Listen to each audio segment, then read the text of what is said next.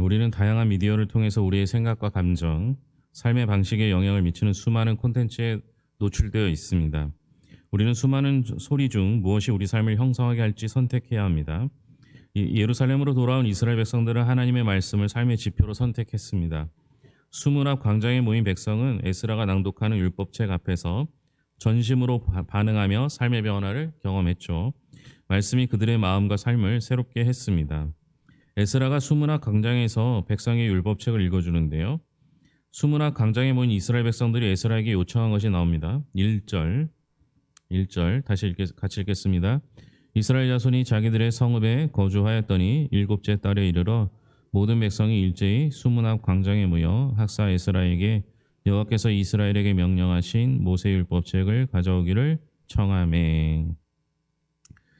백성들이 원한 겁니다. 백성들이 여호와께서 이스라엘에게 명령하신 모세율법책을 가져오기를 청했습니다. 느헤미야 6장에서 이제 성벽 공사가 끝이 납니다. 그리고 8장 1절에 이르면 백성이 살찌까지 완전히 마련되었습니다. 일곱째 달은요, 전통적으로 가을 절기가 있는 달로 알려져 있습니다. 하지만 이 단락에서는요, 백성들이 이러한 가을 절기를 구체적으로 지키려 했던 것은 아닙니다. 이 점은 이제 14절, 18절에 보면 14절부터 18절에 보면 명확하게 드러나죠. 이렇듯 이스라엘 백성이 무슨 이유로 이렇게 수문 앞 광장에 모였는지는 명확하지 않습니다. 다만 성벽 재건도 완료됐고 자기네 집도 이제 각자 살 집을 다 마련했으니까 모여서 함께 기뻐하는 그 상황이었던 것으로 추측이 됩니다. 이제 이스라엘 백성은 안전한 성벽과 집이 있죠. 외적인 보호가 마련되어 있다면 이제 추가되어야 될 것은 내적인 보호 장치죠. 백성들은 에스라에게 모세의 율법책을 가져와서 자신들에게 필요한 말씀을 말해달라 이렇게 요청을 하게 됩니다. 먼저 에스라가 이제 율법책을 펴고 송축할 때, 하나님을 송축할 때 백성들의 반응이 나오죠. 5절과 6절입니다. 에스라가 모든 백성 위에 서서 그들 목전에 책을 펴니 책을 펼 때에 모든 백성이 일어서니라. 에스라가 위대하신 하나님 여호와를 송축하매 모든 백성이 손을 들고 아멘 아멘 하고 응답하고 몸을 굽혀 얼굴을 땅에 대고 여호와께 경배하니라. 아멘. 세 가지 반응이 보입니다. 첫 번째는 말씀을 펼 때, 그때 모든 백성이 일어서죠. 그 다음에 에스라가 하나님 여호와를 송축할 때 아멘 아멘 하고 응답한 후에 몸을 굽혀 얼굴을 땅에 대고 여호와를 경배했습니다. 이게 이제 말씀을 읽은 상태가 아니에요. 말씀을 편 상태에서 하나님이 우리를 이렇게 인도하셨다. 그러니까 아마 요 때는 하나님께서 성벽도 짓는 걸 도와주셨고 우리 집을 짓는 것도 도와주셨다. 이게 모든 것이 다 하나님이 도와주셨다라는 것을 하나님께 영광을 돌리는 순간 백성들이 아멘 아멘으로 화답했던 겁니다. 백성들이 마음 중심에서 하나님께서 도우시지 않았으면 이 일이 불가능했을 거라는 걸 알게 된 때였던 것이죠. 여러분, 우리가 하나님 말씀에 아멘할 수 있는 사람은요, 하나님이 나를 도와주셨다는 사실을 인정하는 사람이 가능한 겁니다. 여러분들의 삶 속에서 하루하루 여러분들의 힘으로 사는 것 같지만 그러나 하나님의 도우심 없이는 우리가 단 하루도 제대로 살 수 없음을 고백하는 사람만이 하나님 말씀에 아멘으로 화답할 수 있게 된 것이죠. 여러분에게도 오늘도 내일도 하나님 도우심 속에 사는 것을 믿고 늘 아멘하는 성도들이 되기를 바랍니다. 에스라가 율법책을 낭독할 때 레위인들이 한 일이 나옵니다. 7절, 8절, 7절과 8절 같이 읽겠습니다. 예수아와 바니와 세레바와 야민과 아굽과 사부대와 호디아와 마아세와와 그리다와 아사랴와 요사박과 하난과 블라야와 레위 사람들은 백성이 제자리에 서 있는 동안 그들에게 율법을 깨닫게 하였는데 하나님의 율법책을 낭독하고 그 뜻을 해석하여 백성에게 그 낭독하는 것을 다 깨닫게 하니. 이런 제사장들이 있는데 그들이 뭐 했냐? 백성들에게 낭독할 때 그것을 다 깨닫게 했다라는 겁니다. 지금 이제 상황은 에스라가 송축한 후에 하나님의 말씀을 낭독합니다. 이제 모세 율법이겠죠. 지금이야 우리가 성경책을 다 갖고 있지만 뭐 꽤 중세 시대까지도요. 성경책 하나님의 말씀을 개인이 소유하는 경우는 극히 드물었습니다. 그렇기 때문에 우리가 흔히 지키는 이 예배 주일날 또는 이제 예배의 형태를 띄었을 때는 성경을 낭독하는 것으로부터 시작합니다. 그러니까 여러분 옛날에 뭐 영화 보면요 여기 사제들이 그냥 성경책 두루마기 펴놓고 그냥 읽잖아요, 그죠? 그런 형태를 했던 겁니다. 문제는 뭐겠어요? 들어도 까먹죠. 그러니까 이 당시에는 말씀을 듣고 예배하는 형태는 그 들은 말씀을 최대한 기억하는 것이었습니다. 근데 여러분 보시면 알겠지만 좀 전에도 사람 이름하고 지명 나오면 어때요? 읽기가 힘들 정도죠. 그러니까 잘 모릅니다. 그러니까 이해되지 않는 것을 듣는 건 기억하기가 훨씬 어렵습니다. 그래서 중간자적 역할을 제사장이 해서 낭독한 말씀을 깨달을 수 있도록 옆에서 해석을 덧붙여 준 겁니다. 이게 레위인의 역할이었죠. 그러니까 레위인은요 하나님도 아니고 하나님과 일반 사람들 사이에서 하나님의 말씀을 해석하고 도와주는 돕는 역할을 하는 사람입니다. 그 역할을 잘한 거죠. 그래서 이스라엘 백성들이 이 말씀을 듣고 깨닫게 해주었던 것입니다. 여기는 오늘 우리가 지금 읽은 말씀에는요 이스라엘 백성들이 왜 갑자기 율법책을 가져오라고 요청했는지, 가져오라고 한 것은 요청한 것은 그것은 이제 율법책을 낭독해 달라는 의미겠죠. 왜 갑자기 이렇게 했는지를 알 수가 없어요. 그러나 이 전의 일을 추측해 볼 때 성벽을 짓는 일이 쉽지 않았습니다. 어렵죠. 방해자도 있었고 반은 그 경비를 서고 반은 성벽을 짓고 또 보호 장치가 없었기 때문에 늘 불안한 상태에서 성벽을 건축하고 자기 집을 건축했습니다. 이 모든 어려운 과정을 이기는 동안에 하나님이 함께 하셨다는 것을 느꼈기 때문에 하나님의 말씀을 좀 더 듣고 싶었다라고 추측할 수밖에 없는 거죠. 여러분이 어떤 일을 하나하나 지날 때마다 말씀을 사모하는 것이 있었으면 좋겠어요.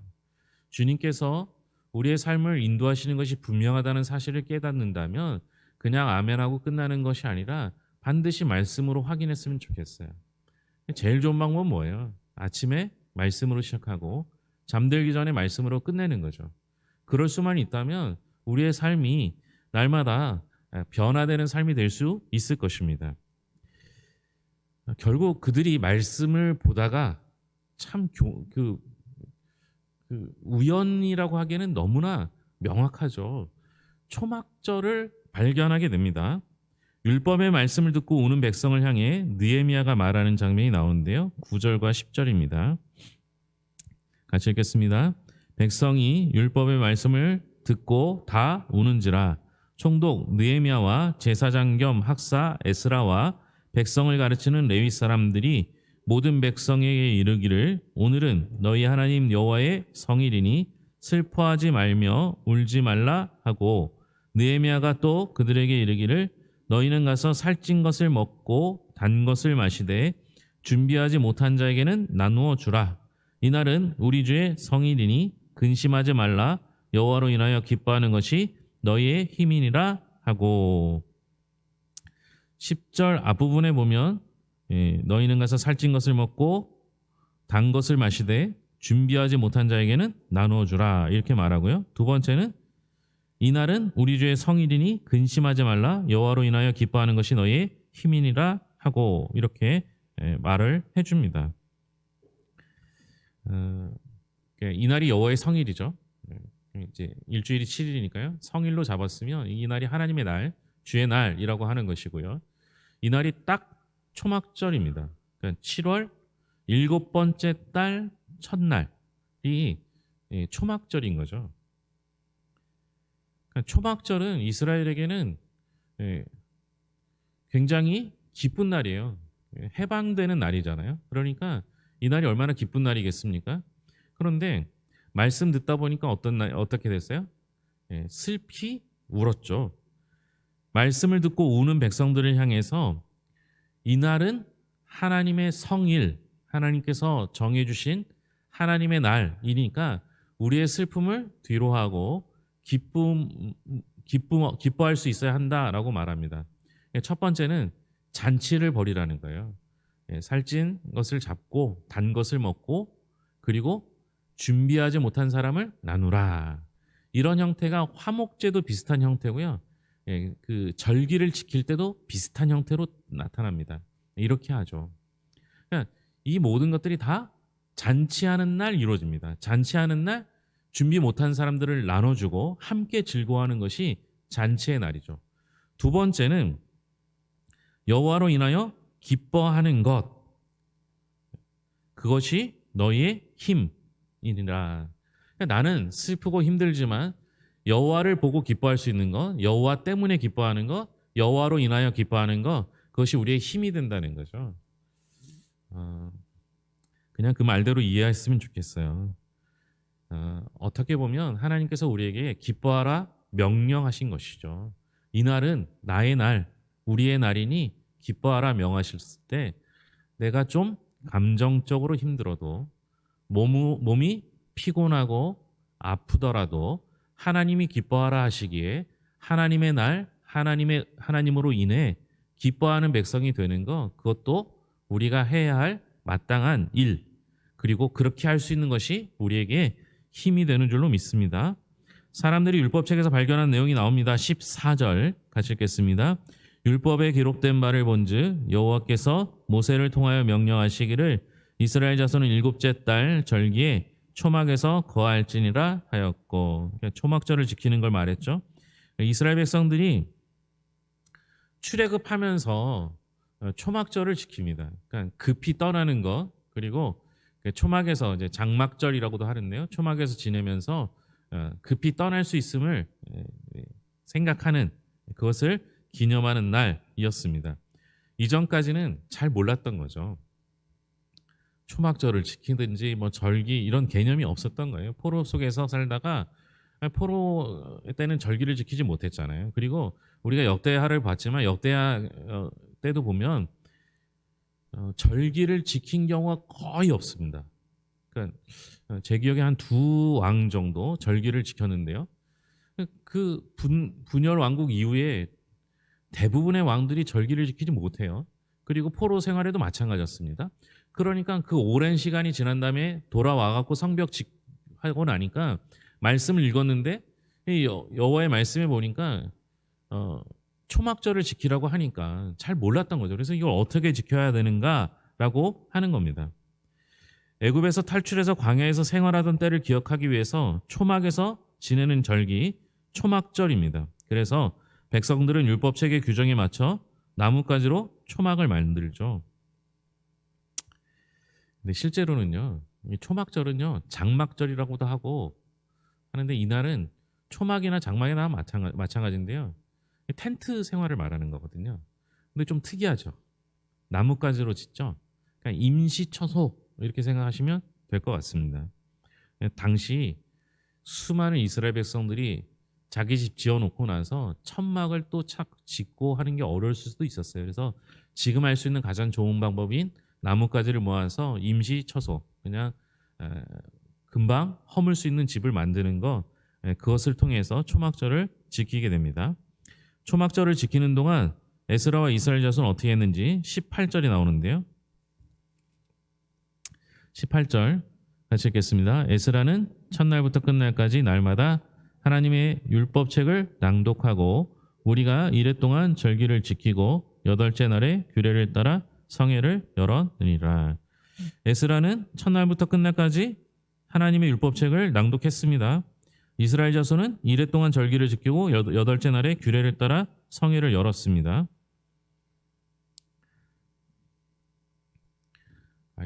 제가 예전에 우리 교회에서 그 성경 통독할 때요, 제가 한번 쭉 읽어드린 적이 있어요. 근데 너무 힘들더라고요. 주일마다 1시간씩 이제 읽어드린 적이 있었는데요.